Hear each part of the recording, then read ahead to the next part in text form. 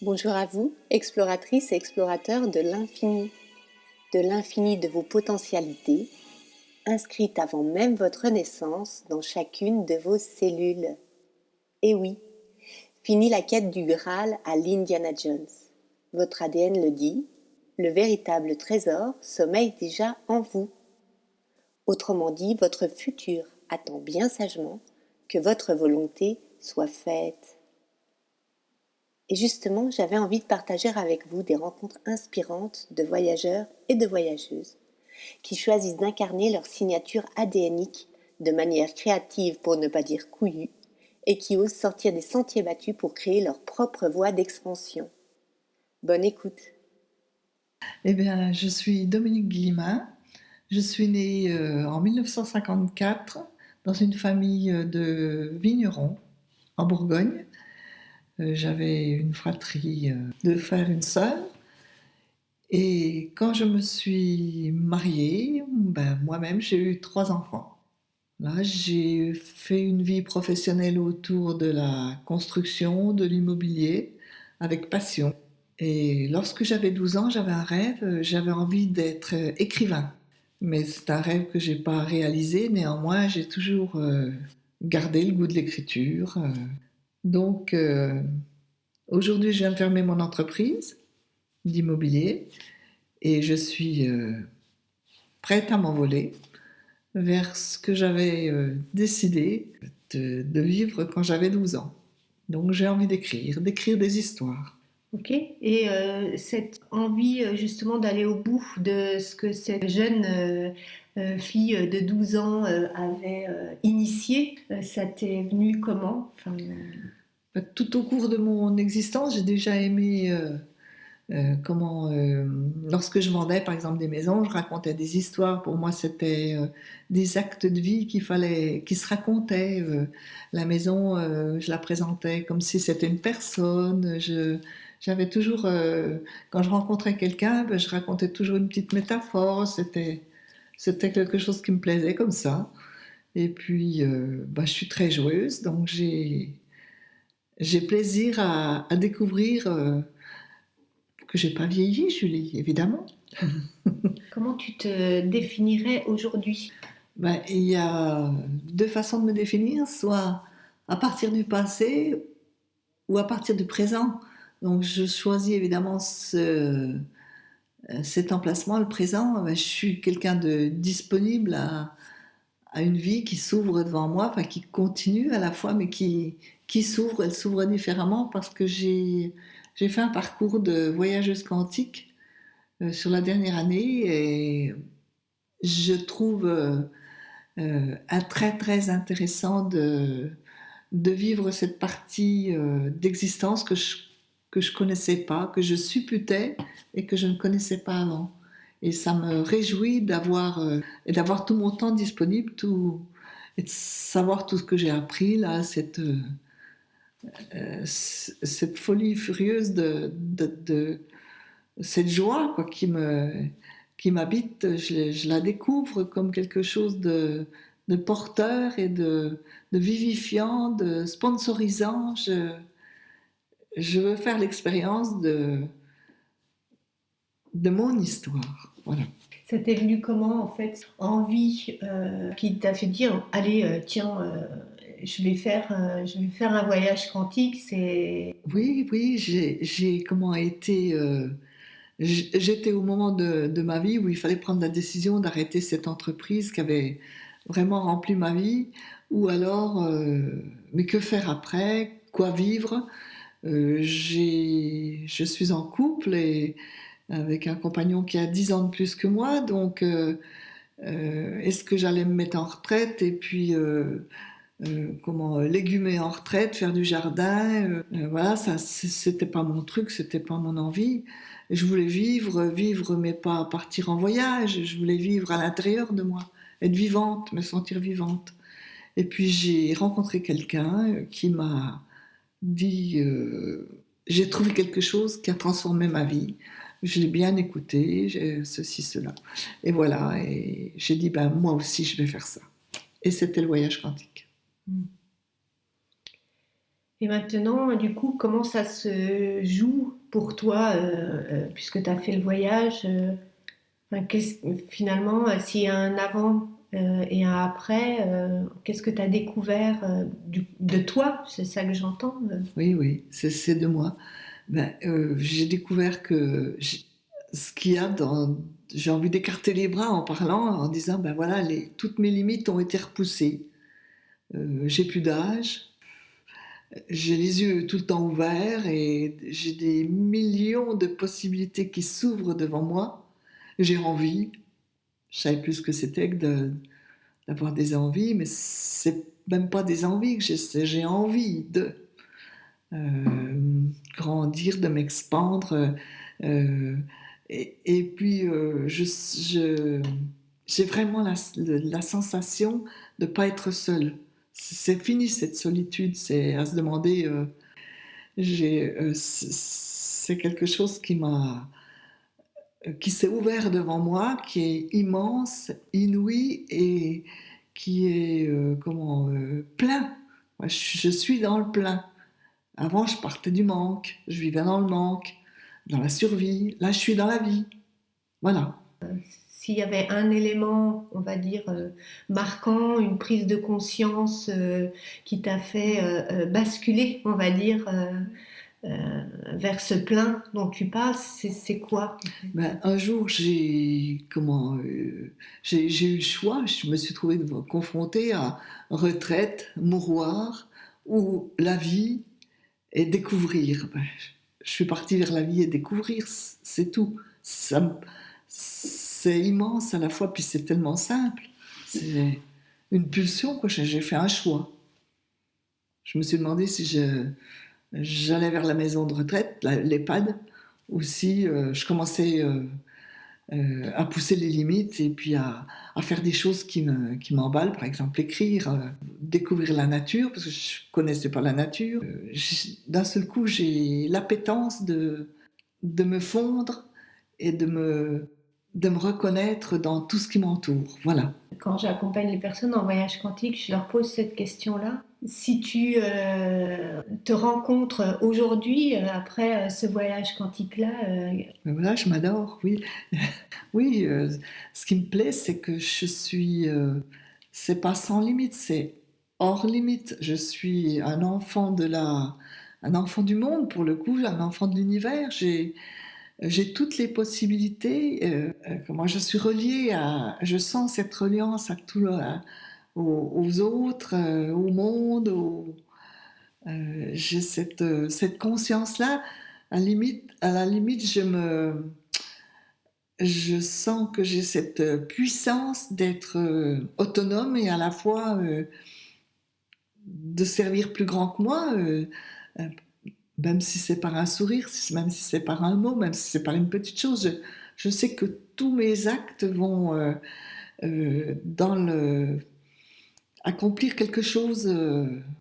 C'est cette satisfaction d'être utile et présente en permanence, de dégager cette force et cette puissance.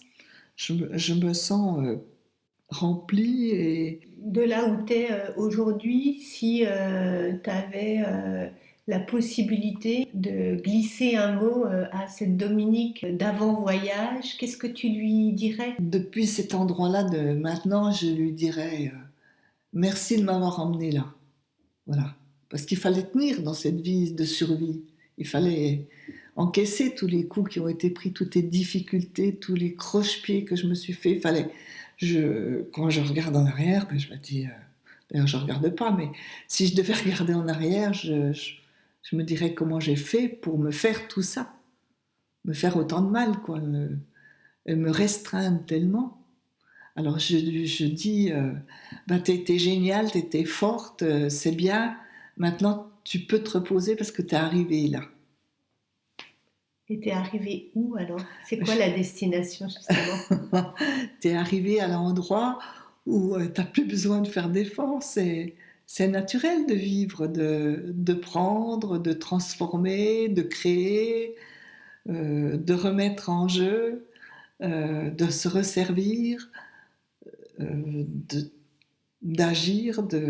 C'est simple en fait. Et puis surtout, c'est presque un jeu pour moi qui suis une joueuse. J'attends que, enfin j'attends pas, je guette le moment où la providence s'en mêle dans ma vie, parce que je vois que je fais pas les choses toute seule. Il y a des circonstances qui m'arrivent, des aventures qui m'arrivent, qui sont de belles aventures, voilà, des belles rencontres, des bons moments. Je vais dans la forêt, ben, je découvre un arbre qui me montre des choses que j'ai, bien que je sois passée au pied de cet arbre 740 000 fois, que j'avais jamais vu. Je comprends. Ben, je dis à l'arbre merci, là tu es en train de faire mon portrait. Il a un cœur qui a poussé dans son arbre. Il a une matrice avec un enfant à l'intérieur. Et puis il y a un miroir. Il me dit ben, regarde-toi quoi quand je passe. Et je m'arrête et je me regarde. Et puis je me vois, puis je le vois, puis je sais bien qu'on va ensemble, qu'on vit ensemble. Voilà. C'est quelque chose de fou. Je fais partie du monde. Et puis le monde que je rencontre me reflète.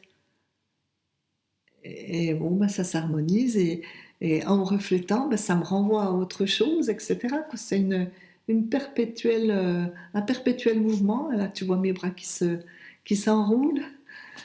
C'est dans cet esprit-là que je vis ma vie. C'est léger. Voilà, je suis dans la légèreté. Ce que j'ai jamais connu avant. Avant, il fallait que je sois dans la force, dans la casser la matière, comme tu dis des fois. Ben, pas besoin de la casser. Tu la caresses et hop, ça se dessine. Voilà, là où je suis, je sais que je suis à ma place. Et ça, c'est une satisfaction, c'est une plénitude, c'est une paix intérieure remarquable. Déjà, c'est quoi pour toi un voyage quantique? Si tu avais à le définir, toi, ton voyage quantique, c'est quoi? Et puis il a commencé par ouvrir une porte, simplement, et puis faire le premier pas, dire j'y vais. Puis je suis entrée dans quelque chose qui était complètement différent. On me disait plus si tu fais ça, il va t'arriver ça. On me disait serre-toi, vas-y, tu vas créer, tu vas inventer. Il n'y a rien qui se perd, n'aie pas peur de perdre. Il n'y a rien qui se... enfin, tout se transforme. Allez, qu'est-ce que tu veux? Dis-moi ce que tu veux. Les choses vont se faire. Voilà comment s'est passé mon voyage quantique. Au tout début, tiens, je vais te faire rire. On a tellement l'habitude de s'identifier à quelque chose que lors de ma première séance de voyage quantique, là j'étais près des cascades et ben, j'en avais tellement marre d'être un humain qu'à un moment donné, ben, j'ai déclaré que j'étais un oiseau parce que je me plaisais plus dans le ciel. Mais ça change rien qu'on soit un humain ou un oiseau, parce qu'on est tout, tu vois. Ça m'a fait tout le temps triper cette histoire de me dire quand je suis rentrée. Et puis ce qui me fait le plus rire, c'est que j'ai des copines qui ont fait enfin des copines, maintenant elles s'appellent des voyageuses, qui ont fait le voyage et qui elles aussi se sont identifiées. Il y en a une qui m'a accueillie en me chantant c'est un oiseau. Elle avait, moi j'ai ramassé des plumes. Enfin bref, on avait tout envie. Et enfin moi je me suis transformée en oiseau au départ. Puis après j'ai cherché quel oiseau c'était, mais quand je cherchais quel oiseau j'étais, je me réduisais à nouveau. Puis j'ai fini par dire, oh, j'ai pas envie de me réduire, je suis un oiseau rare, un oiseau nouveau, parce que je voulais pas me définir. Puis d'un seul coup, oui, j'ai bien imaginé que j'étais un humain, un oiseau, l'océan, que j'étais tout ça, quoi. Je suis tout ça. Ouais, j'ai tous les codes de ça en moi. Dans la plus petite partie de mon ADN, j'ai les codes de l'univers. Alors, qu'est-ce que tu veux que je me prenne pour un oiseau ou pour un... Voilà, d'ailleurs, j'ai de moins en moins peur. J'avais une phobie d'animal. Et ma phobie, en m'identifiant à l'univers, eh ben, ma phobie a dégringolé, quoi. C'est quand même sensationnel. Vivre 60 ans brimé, enfin déjà jusqu'à 58, et après j'avais eu une aventure avec cette phobie. Vivre brimée comme ça, réduite à ne pas pouvoir aller marcher dans l'herbe parce qu'on a peur des serpents, Et puis d'un seul coup, tu es dans la nature, la personne qui est à côté de toi marche sur un serpent, et puis tu fais ni ouf, ni ah, ni rien, tu continues ton chemin. C'est remarquable. Moi, j'en avais peur en image. Donc, je me suis sentie nettoyée de toutes ces peurs, de peur de vivre, peur de mourir. Je ne sais plus ce que j'avais comme peur, parce que c'est loin. J'ai fait le voyage en avril l'année dernière, tu comprends, c'est très loin maintenant. Je ne veux plus me rappeler je ne sais plus ce qu'il y avait avant, presque. Ça ne m'intéresse plus. Ouais. Je t'avais demandé aussi si tu avais un extrait de film ou de musique. Oui, j'ai l'autre jour, à la faveur d'une demande à une radio, j'ai entendu Gilles Vigneault qui chantait Quand tous les hommes vivront d'amour, il n'y aura plus de frontières.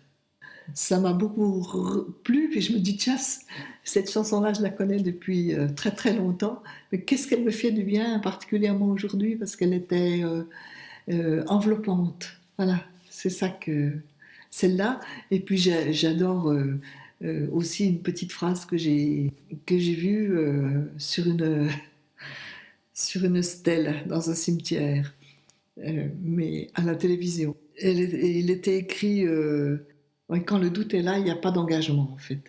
Et quand l'engagement est pris, la providence s'en mêle.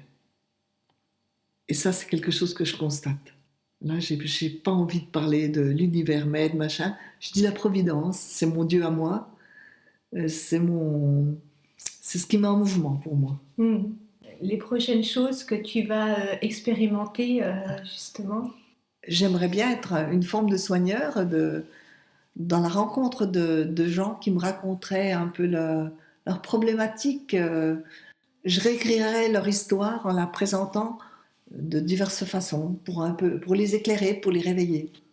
Et quel type de personnes alors viendraient à ta rencontre pour que tu leur écrives leur histoire? C'est des gens qui seraient un peu des avant-voyageurs, qui cherchent à se rapprocher d'eux-mêmes, à trouver un sens à leur enfin la joie de vivre, voilà. Et comment on peut d'un état crispé et stressé passer à quelque chose de doux, qui est la vraie vie.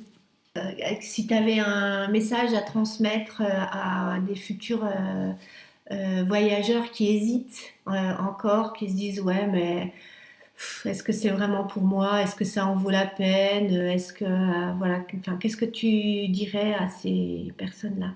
Arrête de te poser des questions et puis choisis-toi. Voilà, choisis-toi. Ouais, franchement, choisis-toi. Et si c'est même si tu ne sais pas entrer dans le nouvel espace où tu vas aller, entre-y à ta façon. Il y a celui qui va démonter la porte, il y a celui qui va tourner tout doucement la poignée, il y a celui qui va entrer dans une grotte. Mais allez, par pitié, marche. C'est pour toi. Tu peux le faire.